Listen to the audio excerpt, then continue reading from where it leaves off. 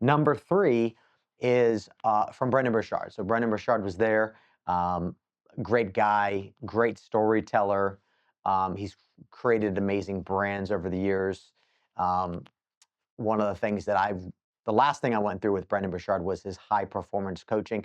I got certified as a high performance coach, quite frankly, because I wanted to see what was his process and framework that allowed him to get Oprah and people like this to pay him $250,000 to go through the exact same material.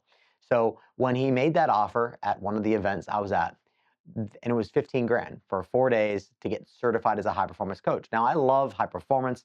I love biohacking. I love all of these things. Um, I think as an entrepreneur at a high level, if you're going to be successful, you need to be operating and firing on all cylinders, right? Um, so that was incredible. It was an incredible experience. It was incredibly valuable. It was worth every penny. I then actually took that information back. I didn't have any intention on selling high performance coaching, to the marketplace, but I took some of my clients and my partners through that process, that coaching experience, and it was quite amazing what happened. In fact, in two specific stories, two marriages were actually saved because of going through that experience with me, and that was even more so worth doing that for them, right? So what Brendan said was, "What's your impossible story?" And I want you to think about that. Like, what are the impossible stories in your life, right? Where people say it could never be done, right?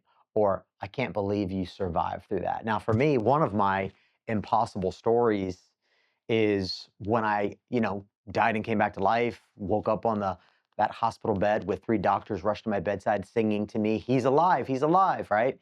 And that was my impossible story. That was the story that changed my life forever. And it's something that I never will forget, right?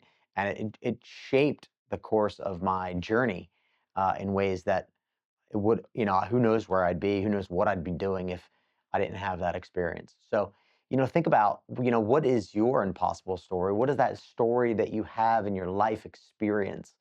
And it has nothing to do with business, right? I mean, I died and came back to life. That's, uh, a tragic incident, but it had nothing to do with business. But there's always a way to connect uh, life to business, right? Because we're living life and we're experiencing things in real time. So find those impossible stories, those stories in your experience where other people look at as being impossible. So that was the number three biggest takeaway from Fun Hiking Live in Vegas.